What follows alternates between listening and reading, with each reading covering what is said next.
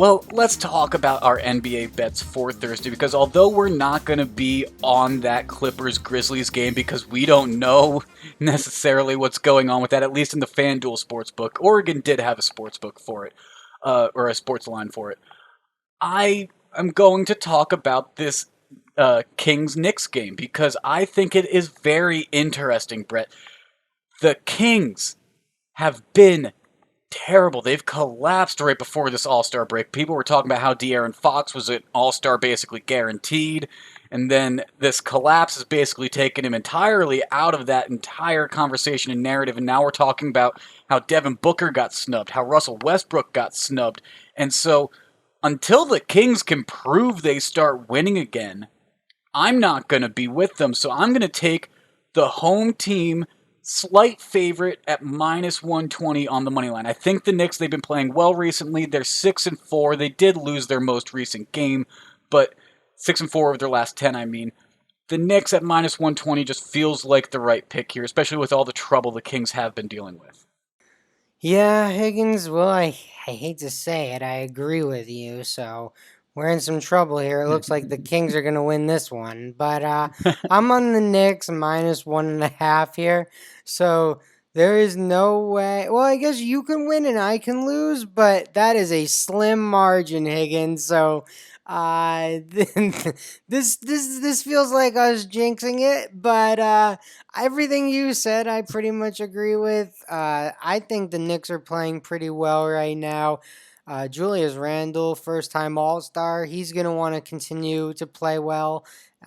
So I think the Knicks are the side here with Sacramento traveling to the East Coast. But it's not my favorite bet of the night. I like you. I feel like the Knicks are the side. So decent odds. Yeah, you and I probably came as close to violating our pillars without actually violating the pillars. I honestly wanted that Knicks minus 1.5 as well.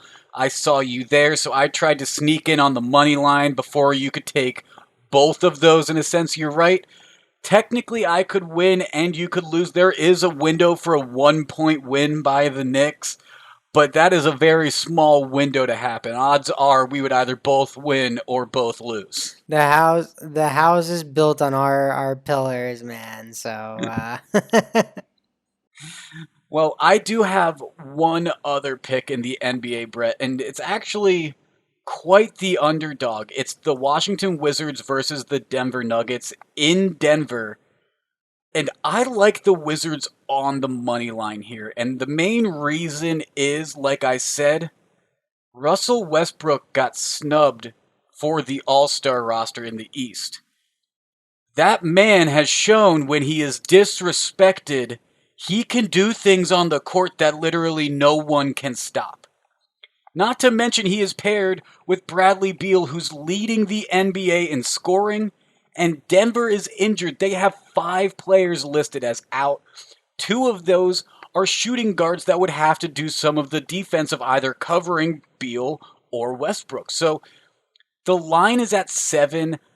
I like the Wizards +7, but I do like the money line here, and I do think there is a realistic window for the Wizards to win this game. That team did start slow earlier in the year, but they have gotten a lot better. They're 6-4 in their past 10 games.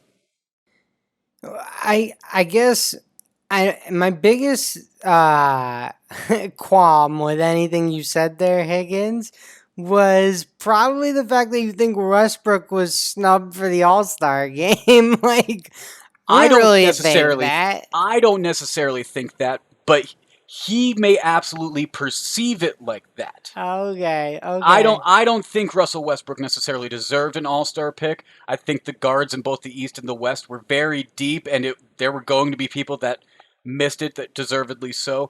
Russell Westbrook probably didn't deserve to be on this, but whenever he is disrespected in this league, we have seen time and again he comes out and just destroys entire teams. Hey, I'm a Westbrook believer. I was on the Wizards in our last episode.